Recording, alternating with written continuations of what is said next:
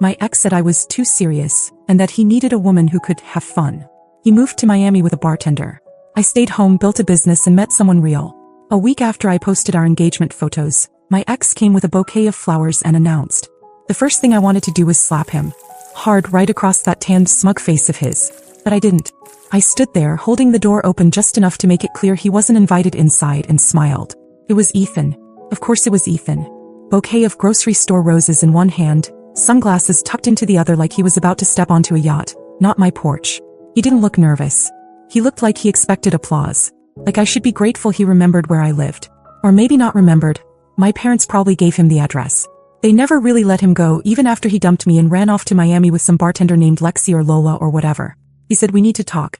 All I could think was, oh no, you need something. And that's when I decided I wasn't going to slap him. I was going to be smarter. Let me back up. Ethan and I dated for 3 years. The whole time I thought we were building something real. I wanted marriage. He wanted to party. He always had this way of making me feel like I was the boring one. Too serious. Too structured. Like having goals and ambition was some kind of personality defect. When he finally left, he made it sound like a public service. He said he needed someone who knew how to have fun. Apparently, Lexi the bartender was fun enough to convince him to move to Miami within a week. He took half our joint savings and didn't look back. Not even a text. And the worst part? My parents defended him. They said I was being dramatic. That I should give him space, that I'd regret it if I didn't try to fix things. My mom said love is hard.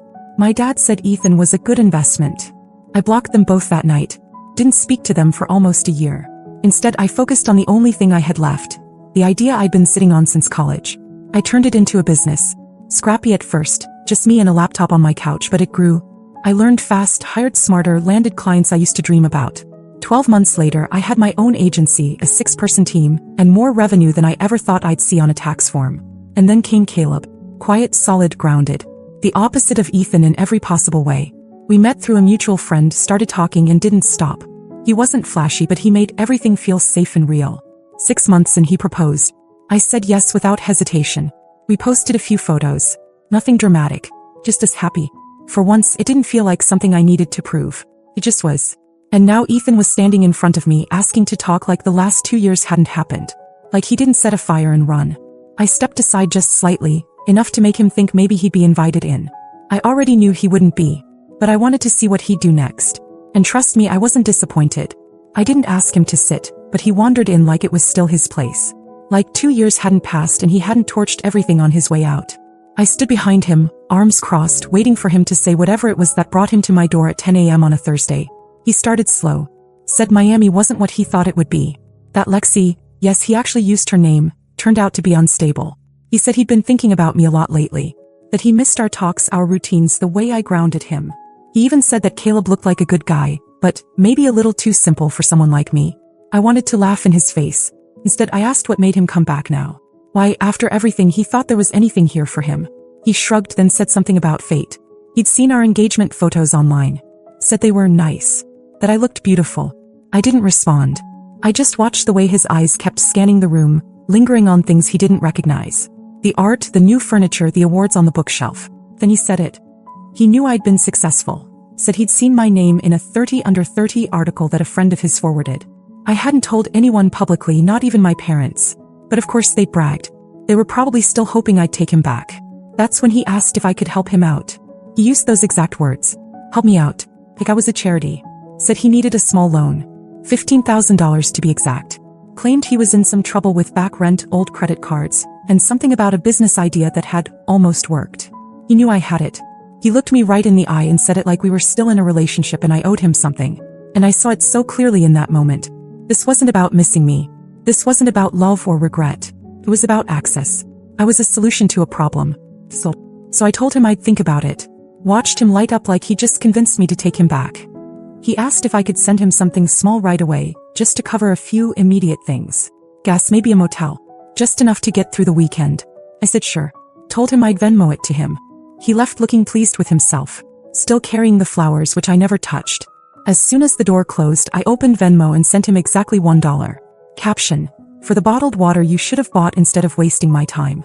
His response came fast. First a question mark. Then, is this a joke? Then a paragraph about how he was humbling himself by coming to me, how disappointed he was, how I used to be a better person. I waited. Then I typed, Come near me again or send another message and I'll post the Halloween photo. You know the one. The heels. The lipstick. That little red dress. He didn't reply right away. But I knew he remembered. Everyone who was at that party remembered. He thought it was hilarious at the time. Well, probably not so much. 2 minutes later I sent him a cropped preview. Just the dress and the heels. Nothing that would ruin his life. Yet. Just enough to send a message. This time he didn't text back. Not even a curse word. Just silence. For about 48 hours. Because 2 days later my doorbell rang again. But it wasn't Ethan. It was my parents. And they didn't come with flowers. When I opened the door and saw them standing there, my mom with her arms full of judgment and my dad already scowling, I didn't even ask what they were doing.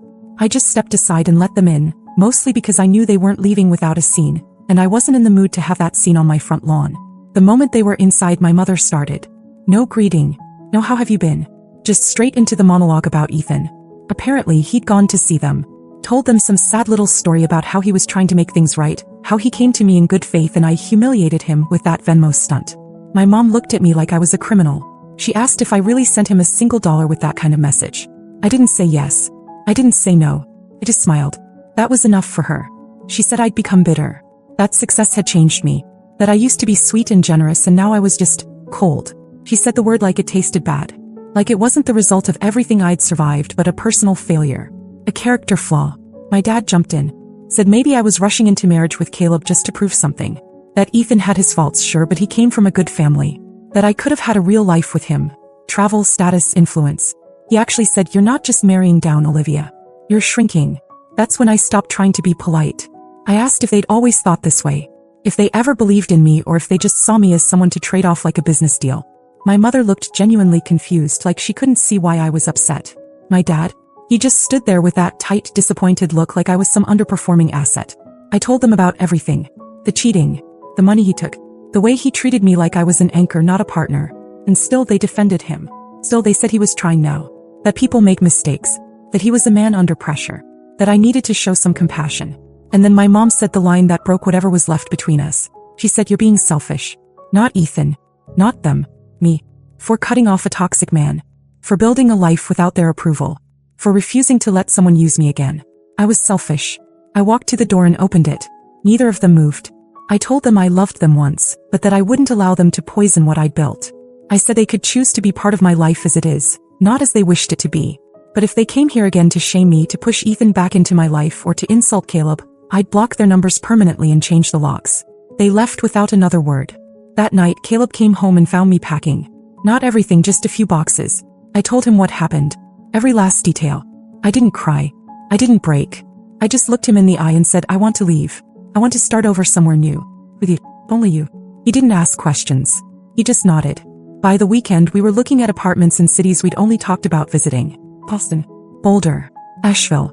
Cities with color and calm. Places where people smiled at strangers and didn't ask about your resume before your name. And when we finally moved, we didn't tell anyone. No address. No forwarding mail. No photos online. Just a new key, a new chapter, and the quiet, powerful joy of knowing that I had finally fully left it all behind. It was a Sunday afternoon. Rain tapping gently against the windows, jazz humming low from the speakers, and Caleb was making pancakes in the kitchen. The kind of quiet morning that makes you believe you're untouchable. Safe. Then came the knock. Not the doorbell. A knock. Deliberate. I looked at Caleb. He raised an eyebrow. We weren't expecting anyone. We hadn't told anyone where we lived. I opened the door slowly, and there he was. Thin. Soaked from the rain, hair longer than I'd ever seen it, and standing like he'd been rehearsing this moment in his head for weeks. His eyes flicked past me and landed on Caleb. Caleb, bless his heart, walked up right behind me and asked, you good? Ethan smiled like we were old friends. Like this was a surprise drop-in from someone who still belonged. He didn't even acknowledge Caleb, just looked at me and said, I was passing through. Thought I'd check in.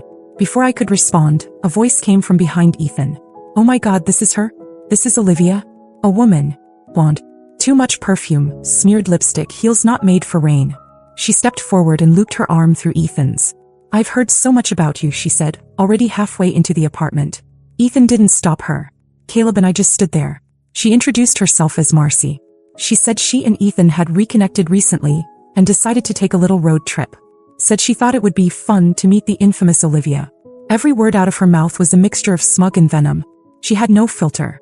No tact. She walked around the apartment like it was a model home, commenting on our furniture, the smell of the place, even the color of our walls. Said she thought Olivia would have gone for something a little more modern. I told her we were in the middle of something and this wasn't a good time. That's when Ethan finally spoke. Said it'd only take a minute. Said he just wanted closure. Closure. He looked right at Caleb and asked man to man, don't you ever wonder if she's really over it? Marcy laughed like it was all a big joke. Said something about how emotional women never really let go. Caleb didn't say anything, just stepped closer to me. His presence alone changed the temperature of the room. I turned to Ethan and told him he needed to leave. No. Marcy wasn't done though.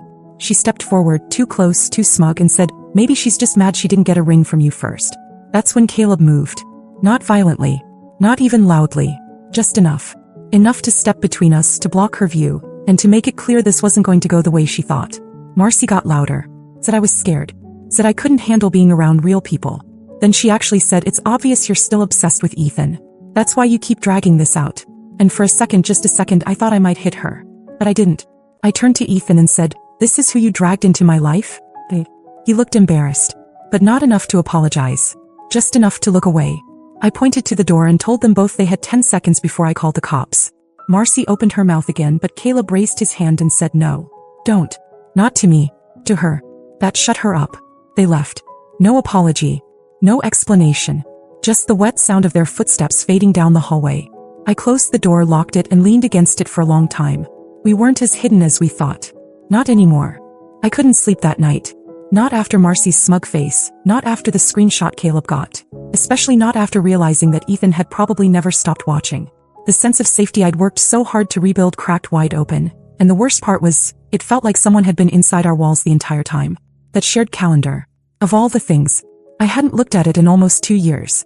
It was synced to an old account and I'd forgotten it even existed. But Ethan hadn't. He must have checked it. Maybe once. Maybe 100 times. And my parents? I didn't even want to know how often they fed him updates under the guise of concern. I didn't call them. What was there to say? They'd made their choice. I was done trying to explain myself to people who only heard what they wanted. The next morning, Caleb and I sat on the living room floor, the sun streaming in like nothing had happened, and made a list.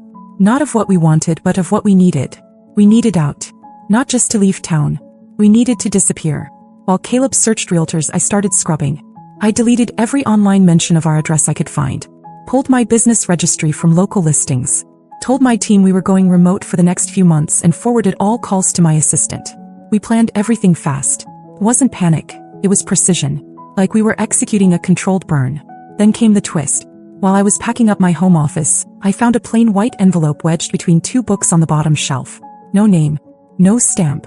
Just folded paper inside. I opened it. There were 3 photos inside. Old ones. Printed. Me asleep on the couch. Caleb cooking in the background. Another of me outside jogging, earbuds and hair up. These weren't screenshots. These were taken with a real camera. And they weren't recent. They were from our first 2 weeks in Asheville. Someone had been watching us long before Ethan showed up. That's when my hands started shaking. Because suddenly this wasn't just about jealousy. It wasn't just some petty ex trying to stir drama. This was control. This was ownership. I turned the photos over. On the back of one in the corner someone had written, "You don't get to vanish, Olivia." That night we didn't sleep. We didn't talk much. Caleb changed all our passwords. I made calls, quiet ones, to a few friends I still trusted. Lawyers. One ex-client who used to work in cyber investigations. I told them as little as I could, just enough to light a fire. By morning one thing was clear. This wasn't about fear anymore. This was war. We drove out of Asheville the next afternoon before sunset, leaving behind everything that could be traced. We didn't go to Savannah. That would have been too easy. Instead we drove north. Small towns. Back roads. Burner phones and prepaid cards. We stayed in places that didn't ask questions. Changed cars in Raleigh. Booked an Airbnb under a fake name in the mountains of West Virginia. Total radio silence. And while we moved I worked. Not just on relocating. On something else. A gift. For Ethan. Because if he thought he could stalk and manipulate me into falling apart, he had severely miscalculated the version of me that came out of all this. I sent one last message before we vanished completely. Just one. From a burner account. Encrypted. No trace. I know what you did. I know when you did it. And if you ever try this again, the world will know who you really are. Game's over. You lost. I attached a video. 32 seconds of him in that ridiculous red dress and heels at the Halloween party, drunkenly pretending to strip to a room full of people filming him. I'd held it for years.